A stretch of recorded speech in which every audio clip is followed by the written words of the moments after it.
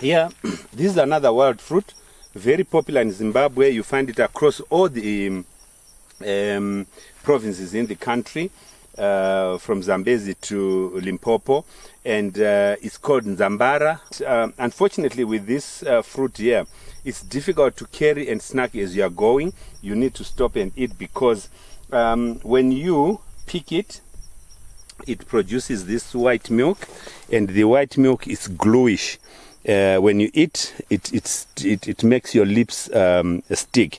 So you can imagine if you put it in the hands will end up sticky. So the best is you just pick and eat on the tree. Hey, very palatable, very good and tasty. I can't even talk. Huh? This fruit here, it's antioxidant, and then it boosts immune system. High content of potassium, magnesium, and vitamin C as well. So on flus and all that, this really helps. Even if you look at these common colds, and I don't want to say COVID-19, but it can also be included there.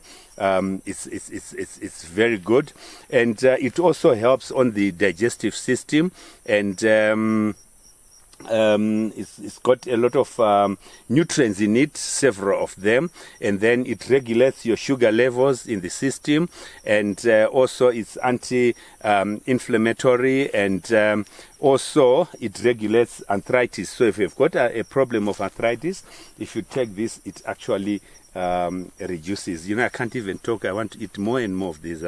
Can eat straight as a fruit. Add it in your fruit salad, or you can also make smoothie out of it and blend it with other fruits. So enjoy this.